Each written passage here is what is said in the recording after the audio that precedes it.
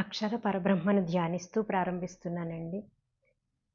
భగవంతుని యొక్క గుణ లక్షణాలు మరియు శక్తి సామర్థ్యాలను అన్ని గ్రంథాల నుంచి చాలా కూలంకషంగా తెలుసుకోవడం జరిగింది కదండి. ఆ గుణ లక్షణాలను బట్టి ఆయన పుట్టడు, కనిపించడు, మరణించడు, ఈ ప్రకృతికి అతీతంగా ఉన్నాడు అని మనం అన్ని రెఫరెన్సెస్ ద్వారా తెలుసుకున్నామండి. అయినప్పటికీ పుట్టినవాడిని, కనిపించిన వాడిని, మరణించిన వాడిని దేవుడు కదా, అందువల్ల అలా పుట్టినట్లు, కనిపించినట్లు, మరణించినట్లు కూడా చూపించడం జరిగింది. నిజానికి ఆయన పుట్టడు, కనిపించడు, మరణించడు. అయినప్పటికీ మన కోసం ఆ విధంగా వచ్చాడు, దిగి వచ్చాడు, అవతరించాడు, శరీరధారణ చేశాడు, రూపాలు ధరించాడు. ఇలా నమ్ముతున్న వారు చాలామందే ఉన్నారండి. అతీతంగా ఉన్నాడు అని చెప్పినప్పటికీ ఈ ప్రకృతిలో ఉన్న వాటిని దేవుడితో భాగస్వామ్యం కల్పిస్తున్నవారు ఉన్నారు. ఇక్కడున్న పదార్థాలలో దేవుణ్ణి చూస్తున్నాము అంటూ ఆ పదార్థాలనే దేవుడుగా భావించి ఉపాసిస్తున్నవారు ఉన్నారండి. కానీ భగవంతుడు ఎటువంటి వాడు అంటే, ఆయనకి చెప్పబడిన ఈ గుణాలన్నీ కూడా అచలములండి. అంటే ఒకప్పుడు ఉండి ఒకప్పుడు లేనివి కాదు. ఇది నేను చెప్తున్న మాట కాదండి. అథర్వవేదము 10వ కాండము 7వ సూక్తము 17వ మంత్రం. అక్కడ ఏముందో చదువుతున్నాను చూడండి. ఏ పురుషే బ్రహ్మ విదుస్తే విదుహు పరమేష్ఠినం యో వేద పరమేష్ఠినం యశ్చ వేద ప్రజాపతిం జ్యేష్టం ఏ బ్రాహ్మణం విదుస్తే స్కంభమను సంవిదుహు. దీని భావం చదువుతున్నానండి. పరమాత్మను తన లోపల బయట తన అచల ఉన్నత గుణములతో సాక్షాత్కారమునర్చుకుని మానవుడు తన ఆత్మను ఉన్నతపరుచుకొనును. భగవంతుడు కనిపించడు అంటున్నారు. మరి ఆయనని ఎలా దర్శించాలి, ఎలా సాక్షాత్కరించుకోవాలి, ఎలా ఆరాధించాలి? మనం మానవ మాత్రులం కదా, అవ్యక్త దైవాన్ని ఎలా ఆరాధించాలి అని మథన పడుతున్న వారు ఉన్నారు.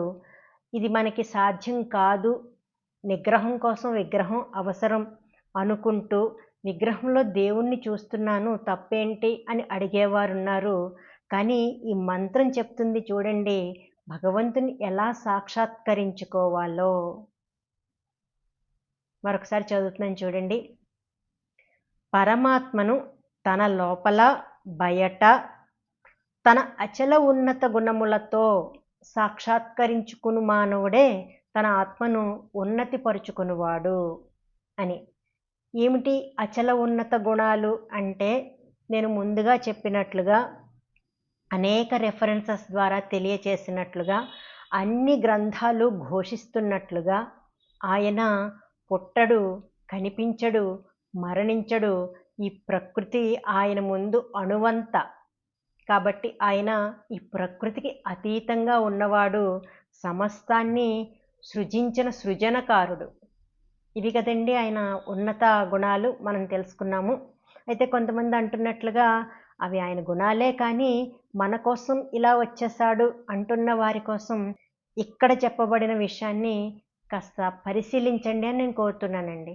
ఎందుకు అంటే, ఇక్కడ ఉంది భగవంతుని ఎవరైతే అచల ఉన్నత గుణాలతో సాక్షాత్కరించుకుంటారో అతడే తన ఆత్మను ఉన్నతిపరుచుకున్నవాడు అని చాలా స్పష్టంగా ఉందండి. అయితే దీనికి కొందరు ఇంకో భాష్యం చెప్పారు. కొందరు అంటే పండితులు కాదండి, సామాన్యులే. ఏమన్నారంటే, చూడండి ఇక్కడ పరమాత్మను తన లోపల బయట తన అచల ఉన్నత గుణములతో అని ఉంది. తన అంటే ఎవరు? మనం, జీవుడు అన్నమాట. సో జీవుడు అచల ఉన్నత గుణాలతో ఆయన సాక్షాత్కరించుకోవాలి అని కూడా అర్థం అనుకుంటున్న వారు ఉన్నారండి. ఇది దాని అర్థము అని. కానీ కాదండి. ఈ అచల ఉన్నత గుణాలు అన్నవి మనకి శోభించవు. మనకి వర్తించవు. ఆ గుణాలు మనకున్నాయి అనడం అహంకారం అవుతుందండి. మనవి అచల ఉన్నత గుణాలు ఎన్నటికీ కావండి. ఎందుకంటే ఎంత ఉన్నతుడికైనా గుణాలనేవి చంచలంగా ఉంటాయండి. ఒక సమయంలో ఒకలాగా, ఒక సమయంలో మరొకలాగా ఉంటాయి.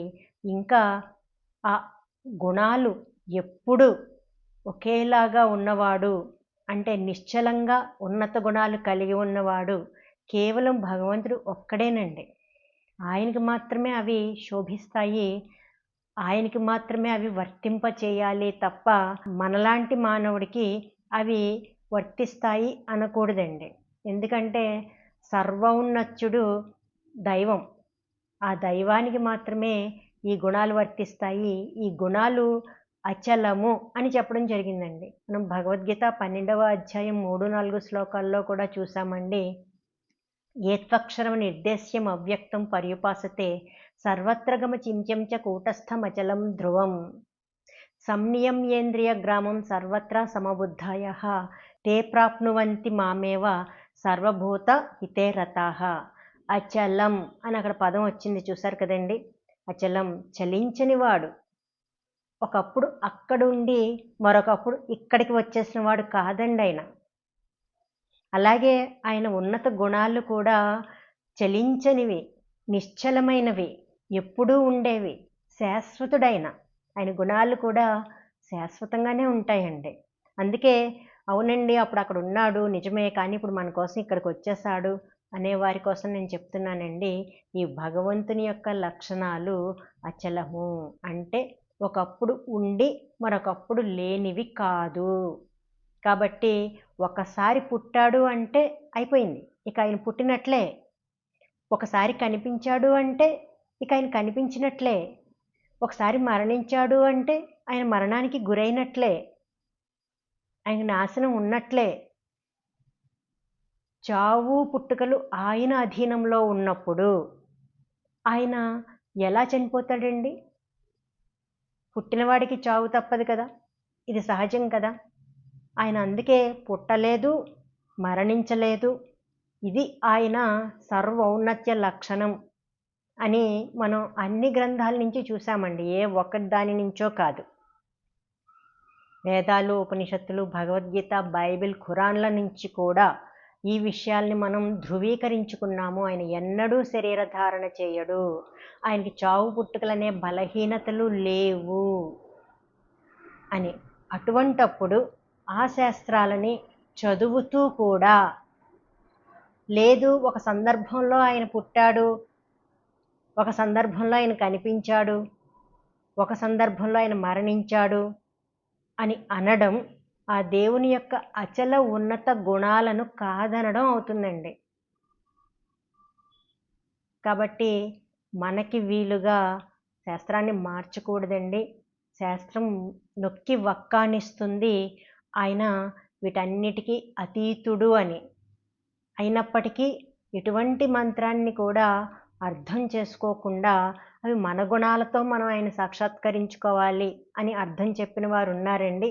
దానికోసం నేను హిందీ వెర్షన్ కూడా చూడడం జరిగింది. అక్కడ ఏముందో మీకోసం నేను చదువుతున్నానండి. जो लोग मनुष्य में ब्रह्म को जानते हैं वे परमेष्टि को जानते हैं. जो परमेष्टि जानता है और जो प्रजापति जानता है और जो लोग ज्येष्ठ ब्राह्मण जानते हैं वे सब स्कंभ को पूर्ण रूप से पहचानते हैं. मनुष्य परमात्मा को सर्वहितकारी, सर्वज्ञ और परम पुरुषार्थ युक्त जानकर ఉన్నతి కరే.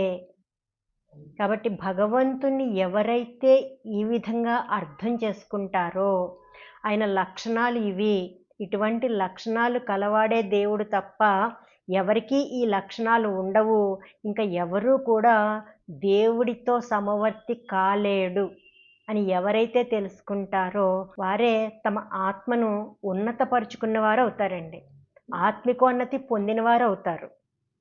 తర్వాత ఇక్కడ స్కంబ్ అని ఉంది కదండి, ఆ స్కంబ్ అనే దానికి అర్థం ఏంటి అనేది ఇదే అథర్వవేదము 10వ కాండము 17వ సూక్తము 30వ మంత్రంలో చెప్పబడిందండి. అది కూడా చదువుతాను చూడండి. ఇంద్రుడు అనగా పరమేశ్వరుని యందు సూర్యుడు మున్నగు సకల లోకములు మరియు సకల పదార్థములు నిలిచియున్నవి. మానవులాతనినే స్కంభ అని అందురు. కాబట్టి ఆయనకి అనేక పేర్లున్నాయి. ఇంద్ర, మిత్ర, వరుణ, అగ్ని అని మనం గత వీడియోలలో చూసాం కదండి. అలాగే ఇక్కడ ఒక నామంతో ఇక్కడ చెప్పడం జరిగింది ఈ మంత్రంలో. అది ఏమనుంది చూడండి. ఇంద్రుడు అనగా పరమేశ్వరుని యందు, ఇంద్రుడు అంటే సకల ఐశ్వర్యము కలిగిన వాడు అనండి కదా. కాబట్టి ఇంద్రుడు అనగా పరమేశ్వరుని యందు సూర్యుడు మున్నగు సకల లోకములు మరియు సకల పదార్థములు నిలిచి ఉన్నవి. మానవులు అతనినే స్కంభాయందురు. కాబట్టి ఇప్పుడు మళ్ళీ ఈ 17, 17లోకి వచ్చేస్తే, అచల అంటే ఒకప్పుడు ఉండి మరొకప్పుడు లేనివి కాదు అండి. సర్వకాల సర్వావస్థలలోనూ ఉండేవే అచల ఉన్నత గుణాలు. అవి కేవలం పరమాత్మకు మాత్రమే ఉన్నాయండి. ఆ పరమేశ్వరునికి మాత్రమే ఉన్నాయి. ఆ యెహోవాకు మాత్రమే ఉన్నాయి. ఆ అల్లాహ్కు మాత్రమే ఉన్నాయండి. మరొక్కసారి గుర్తు చేస్తున్నాను, ఇవన్నీ కూడా భిన్నమైన దేవుళ్ళు కాదండి. ఒకే దేవుడి యొక్క భిన్నమైన పేర్లు. అంటే భాషకు ఒక పేరు చొప్పున నేను ఇప్పుడు చెప్పడం జరిగింది తప్ప, ఒక అల్లాహ్ వేరేగా ఉన్నాడు, ఒక యెహోవా వేరేగా ఉన్నాడు, ఒక సర్వేశ్వరుడు వేరేగా ఉన్నాడు, ఒక అక్షర పరబ్రహ్మ వేరేగా ఉన్నాడు, ఒక పరమాత్మ వేరేగా ఉన్నాడు. వీరందరూ ఇంతమందిలో ఈయన గొప్ప, ఆయన తక్కువ అని అనకూడదండి. వీరెవ్వరూ కూడా వేరు వేరు దైవాలు కాదు. ఉన్నది ఒకే దైవం. ఆయనకున్న అనేక నామాలు ఇవన్నీ. కాబట్టి ఈ అచల ఉన్నత గుణాలు అన్నవి కేవలం ఈ ఏకైక దైవానికి మాత్రమే వర్తిస్తాయండి. అవి ఉన్నత గుణాలు, అవి పైగా అచలం. కాబట్టి ఒక్కసారి పుట్టినా, ఒక్కసారి కనిపించినా, ఒక్కసారి మరణించినా కూడా అది దేవుడు అయ్యే అవకాశమే లేదండి. చాలా హాస్యాస్పదం అనమాట. ఒక్కసారి కనిపించి నేను ఎప్పుడూ కనిపించను, వాడను అని చెప్తాడా అండి? చెప్పడు కదా. ఎలా చెప్తాడు? ఒక్కసారి పుట్టి నేను పుట్టనివాడిగా తెలుసుకుంటే నీ జన్మ చరితార్థమవుతుంది, నీ పాపాలన్నీ క్షమించబడతాయి అని అంటాడా అండి? ఎలా అంటాడు? ఒక్కసారి మరణించినా కూడా ఆయన మరణం చేతిలో ఉన్నట్లే కదండి. కానీ నిజానికి మరణం దేవుని చేతిలో ఉన్నప్పుడు మరి ఒక్కసారి మరణించినా కూడా ఆయన దేవుడు ఎలా అవుతాడండి? కాబట్టి ఆలోచించాలండి. శాస్త్ర విరుద్ధంగా భావనలు కలిగి ఉండడానికి భయపడాలండి. ఎందుకంటే అది మహాపాపము అని చెప్పబడింది కాబట్టి. దైవం అనుగ్రహిస్తే మరిన్ని విలువైన విషయాలతో మరో వీడియోలో కలుద్దామండి. అంతవరకు సెలవు. నమస్కారం. జై హింద్.